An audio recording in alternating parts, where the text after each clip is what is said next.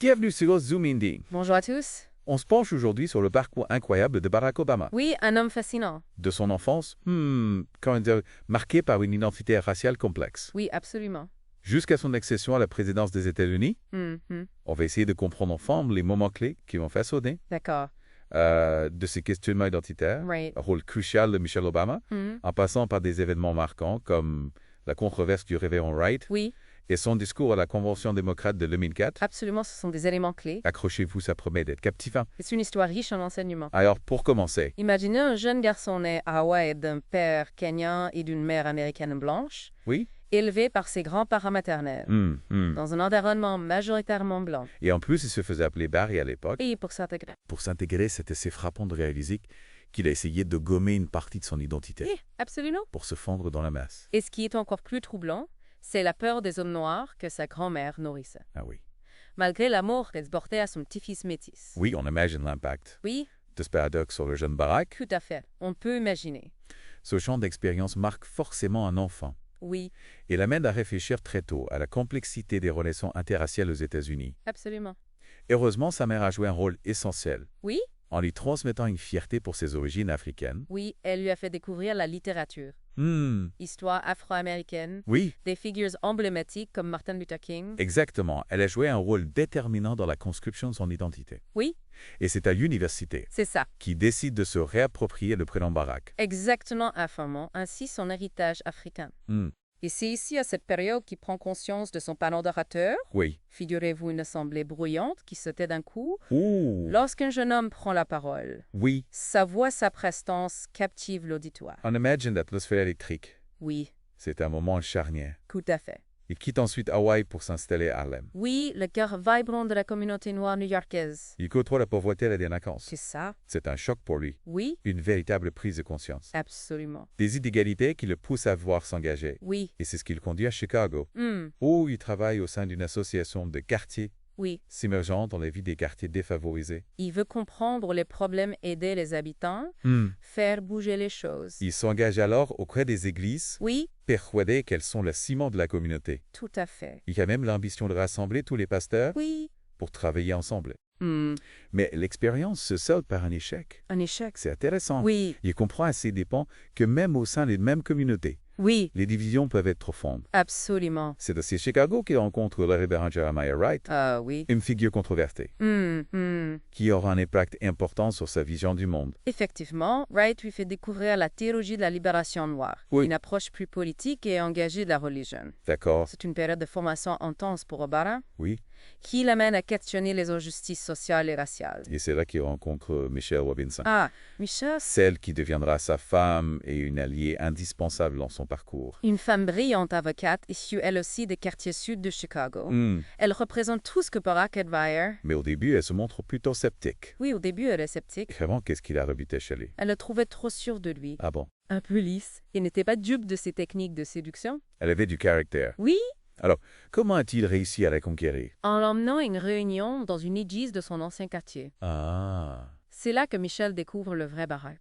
d'accord. L'homme engagé et passionné, capable de transcender les foules par ses discours. Son éloquence l'a touché. Oui, On comprend mieux comment leur histoire d'amour a débuté. oui, Mais au-delà de ce que romantique, oui, c'est aussi le début d'un partenariat extraordinaire tout à fait. qui va jouer un rôle clé dans sa carrière politique. Absolument, Michel lui apporte une crédibilité auprès de la communauté noire Oui, et une stabilité dans sa vie personnelle. elle devient son soutien indéfectible. Exactement. Est-ce que Michel a toujours été favorable à ses ambitions politiques? Elle était réticente au tout. Ah bon? Est-ce que Michel a toujours été favorable à ses ambitions politiques? Pas vraiment, elle était réticente, Wood. Ah bon, Elle a dû faire beaucoup de sacrifices. absolument. Elle a mis sa propre carrière entre parenthèses pour soutenir son mari, Oui. s'occupant de leurs deux filles pendant qu'il était en campagne ou au Sénat. Et Barack, comment a-t-il réussi à concilier vie de famille et ambition politique? Il a dû apprendre à faire des compromis Hmm. et à essuyer quelques revers au début. Par exemple. Il perd sa première élection au Congrès, Ah oui? en partie parce qu'il n'avait pas su s'intégrer à la vie politique locale. Il était perçu comme un outsider, Oui. un intellectuel déconnecté des réalités du terrain.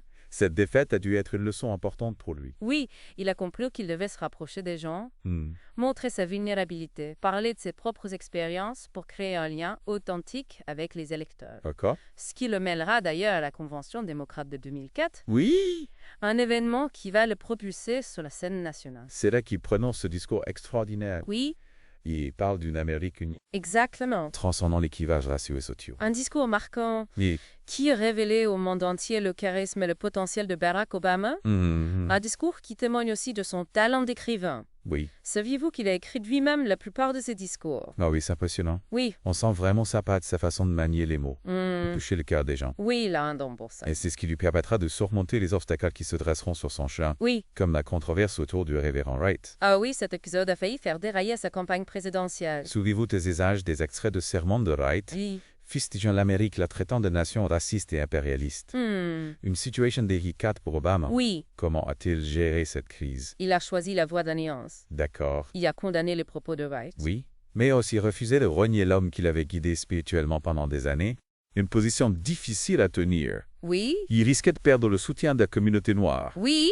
Ou de se mettre à dos l'Amérique blanche. C'est là qu'il prononce un autre discours mémorable. Oui? Celui sur les relations raciales en Amérique. Un discours où il parle de sa grand-mère blanche. Oui. Il l'aimait profondément. Oui. Mais nourrissait des préjugés raciaux. Un discours touchant et sincère. Oui. Qui a sans doute contribué à sa victoire lors des primaires démocrates. Tout à fait. Et Michelle, quel rôle a-t-elle joué pendant cette période difficile? Elle est restée à ses côtés, le soutenant inconditionnellement.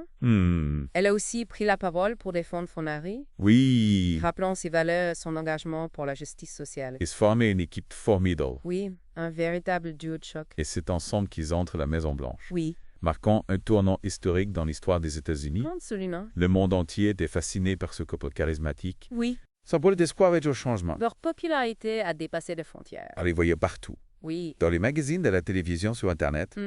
Ils étaient devenus des icônes mondiales. Tout à fait. Et à la Maison-Blanche, oui. Comment ont-ils géré cette nouvelle vie? C'est ça. Ce rôle de premier couple noir des États-Unis. Ils ont essayé de rester aussi normaux que possible. Oui.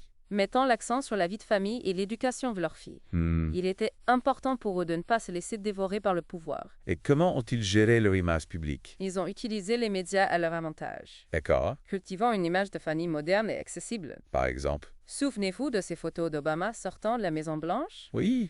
Pourrait manger un hamburger dans un fast-food du coin. Oui, je me souviens. Ou encore de la présentation officielle du nouveau chien de la famille. Ah oui. Les transmises en direct par les chaînes de télévision. Des mises en scène savamment orchestrées pour humaniser leur image. Absolument. Ils ont compris que la communication était un élément clé du pouvoir. Et ça a marché? Oui. Ils ont réussi à conserver une popularité élevée tout au long de leur deux mandats. Oui.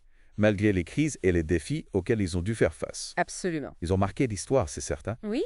Mais la question est, Barack Obama a-t-il réussi à accomplir tout ce qu'il avait promis? A-t-il vraiment changé l'Amérique? C'est une question complexe à laquelle il est difficile de répondre en quelques minutes. Oui, bien sûr. Ce qui est certain, c'est qu'il a incarné un symbole d'espoir. Oui. Pour des millions d'Américains et de citoyens du monde entier. Il a redonné confiance en l'avenir, en la possibilité d'un monde meilleur. Oui. Mais son héritage est aussi sujet à débat. Tout à fait. Certains nous reprochent de ne pas avoir tenu toutes ses promesses. Oui. D'avoir été trop modéré, trop pragmatique. Mais ça va, il a dû faire face à une opposition féroce de la part des républicains, Yeah. qui ont bloqué nombre de ses projets. Malgré tout, il a réussi à faire passer des réformes importantes, Oui. comme l'Obamacare, Ah ça. qui a permis à des millions d'Américains d'accéder à une assurance maladie. Oui, c'est une avancée majeure. Mais il reste encore beaucoup à faire. Oui. Pour lutter contre les inégalités, la discrimination, oui. la pauvreté. Absolument. L'Amérique est un pays complexe, oui. tiraillé entre ses idéaux et ses réalités. Et Barack Obama a incarné cette complexité, avec ses forces et ses faiblesses. Un homme qui a marqué l'histoire sans aucun doute. Oui, un homme dont l'héritage continuera d'être débattu pendant de nombreuses années. Et l'histoire qui nous rappelle que tout est possible, oui. Même pour un jeune garçon né à Hawaï d'un père kenyan et d'une mère américaine blanche. Tout à fait une histoire qui nous invite à croire en nos rêves. Oui. À lutter pour un monde plus juste et plus solidaire. Alors qu'en pensez-vous, Barack Obama a-t-il été un bon président? A-t-il vraiment changé l'Amérique? Je vous laisse méditer sur ces questions. On parlait de Barack et Michelle à la Maison-Blanche. Oui, comment est-ce qu'ils ont géré cette nouvelle vie, ce rôle de premier couple noir des États-Unis? Ils ont vraiment essayé de rester le plus normal possible. Oui. Ils se mettaient beaucoup l'accent sur la vie de famille et l'éducation de leurs filles. C'était important pour eux de ne pas se laisser dévorer par le pouvoir. Oui, on peut imaginer. Oui. Et comment ils ont géré leur image publique. Ils ont vraiment bien utilisé les médias Oui, pour donner une image de famille moderne et accessible. par exemple.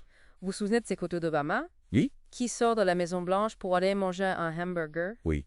dans un fast-food du quartier. Ah oui, je vois ce que tu veux dire. Ou encore la présentation de Ball, le chien de la famille, Ah oui, en direct à la télévision. oui, t'es vraiment orchestré pour humaniser leur image. Oui, absolument. C'est très bien qu'il y a cette... V au-delà de aussi le fond de l'eau. Barack Obama arrive au pouvoir dans un contexte très difficile. Ah oui, absolument. Crise économique, guerre en Irak et Afghanistan, tensions internationales. Une situation vraiment explosive. Il a dû prendre des décisions difficiles dès le début. Oui, dès les premiers jours de son mandat. Et malgré tout, il a réussi à garder une popularité élevée pendant ses 2 mandats. Oui, c'est vrai. Comment on explique ça? Je pense que c'est plusieurs choses. Oui, D'abord, l'espoir qu'il a apporté. oui, C'était le changement après l'ère Bush, oui, on avait besoin de ça. avec les guerres et la crise financière. Il incarnait le renouveau. Oui, une vision plus progressiste, plus ouverte sur le monde. Hmm, Et puis, il y a son charisme, son talent orateur, Oui. sa capacité à inspirer confiance hmm. et à mobiliser les gens. Mais il n'a pas toujours réussi à concrétiser ses idées. Bon, il a dû faire face à beaucoup d'opposition. Qui apporte à la part des républicains. Oui, qui ont bloqué pas mal de ses projets. Hmm. Mais il a quand même fait passer des réformes importantes. Oui, comme l'Obamacare, Oui, par exemple. qui a permis à des millions d'Américains d'avoir une assurance maladie. C'est une avancée sociale majeure. Oui, Il a aussi mis fin à la guerre en Irak, oui. lancé l'opération qui a mené à la mort de Ben Laden. Hmm.